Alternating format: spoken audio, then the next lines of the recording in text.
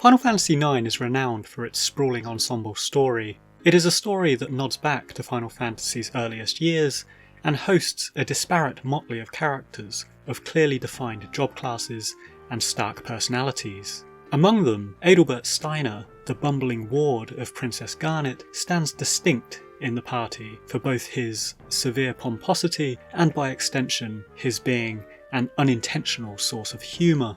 He's a character who, on the surface at least, lacks much depth and serves as an annoyance for many players rather than anything deeper or more meaningful.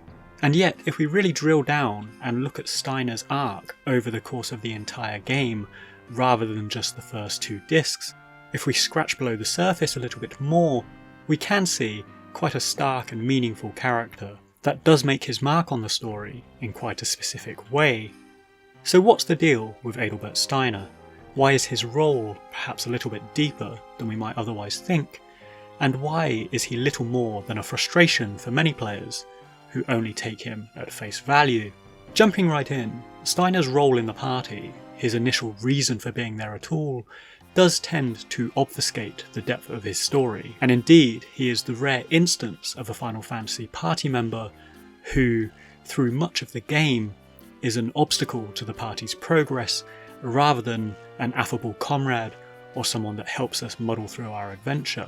He is the fly in the ointment of an otherwise fellowship quest, and thus he is a character that many players don't particularly warm to first time around, particularly when compared to the more sympathetic characters like Vivi or Garnet, or the welcoming aspirant hero of Zidane, with whom Steiner is often agitating against. Secondly, Steiner is constantly used as a comedic reprieve through the opening few hours of the game, which diminishes our ability to take him seriously or consider him to have a serious story arc. His armour clanks humorously as he runs, his animation loops and reactions to things are often ridiculously dramatic, such as his jumping up and down petulantly when something doesn't go his way, and he's generally presented as a rather hapless bumbling captain of an incompetent troop of guards, as we see in the beginning of the game when he attempts to assemble the Knights of Pluto to find Princess Garnet. So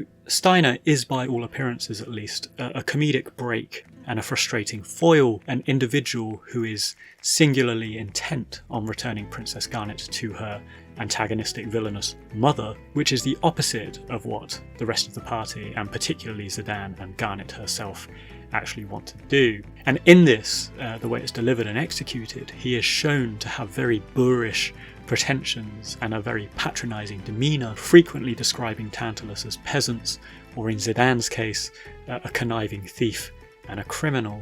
And this makes him the caricature of a lofty knight, seeing the world through the prism of his station in life. And there's an interesting dynamic at work here in the beginning of the story, where Steiner treats Zidane with utter disdain, and yet he treats characters like Vivi, who he refers to as Master Vivi, with a sort of reverence as a mage. So I quite like that dynamic, and it made his relationship to those within the party slightly more textured and interesting, rather than being an outright villain towards the party's endeavours. And he is quite singularly targeting Zidane with his disdain rather than anyone else. Really looking at Steiner's layeredness and significance, it's not entirely absurd to compare him with other Final Fantasy heroes like Squall from Final Fantasy VIII, in how he has a very slow burning but ultimately quite transformative arc over the course of the game. And much like many dissenters of Squall Leonhardt, those who don't like the character of Steiner often picture him in this opening stanza of story where he is much more antagonistic,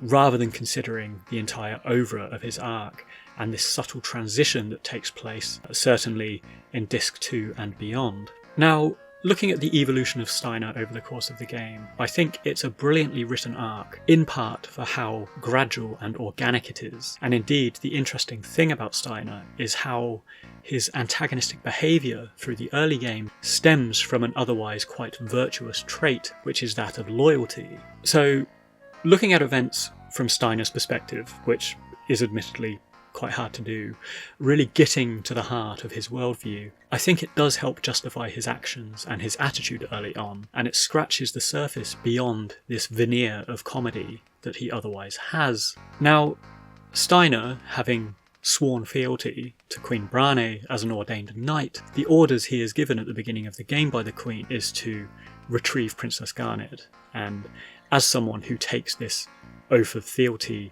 seriously, that is the unshakable raison d'etre that drives him forward through the first part of this game. And beyond the comedic way in which it's delivered, this pompous chivalry, there's really a certain nobility in Steiner as well. And indeed, looking to the feudalistic context of Final Fantasy IX, with its monarchic hierarchies and so on, it recalls a time and place and society where heads of state are not questioned. There is a furtive belief in the divine right of kings, ordained by God or conquest, and it's not for knights and vassals and people of Steiner's station to question these sorts of orders. So, dubious as Queen Brane does seem to us, the player, the outsider looking in at the beginning of the game, we have to appreciate Steiner's reverence of the Queen and the social order of things in this world, not to mention the suggestion that Brane wasn't always as malevolent as she seems, and there's a mixture of things going on in the background here, which is the death of her husband, her meeting of Kuja, and that sort of thing, that suggests that Queen Brane wasn't always like this. And actually, if we look at the portrait of her, there's a pre-rendered background of the interior staircase of Alexandria Castle. We see this portrait of a clearly much younger Brane, looking slightly less vulgar. So it's fair to suggest that perhaps this is the vision of Brane that Steiner has retained. He feels he is beholden to these duties handed down to him by his monarch, and this brings us on to his central motif, which is dilemma. Having sworn fealty, must I spend my life in servitude?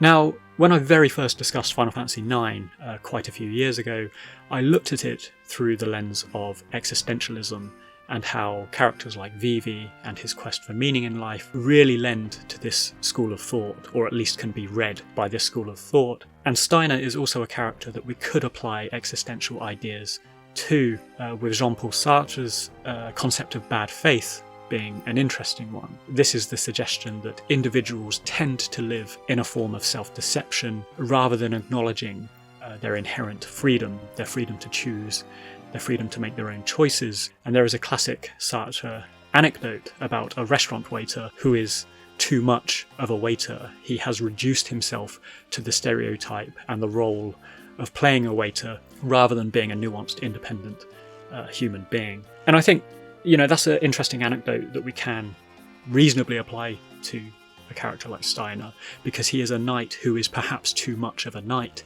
He is avoidant and self-deceptive about the nature of his orders and his purpose.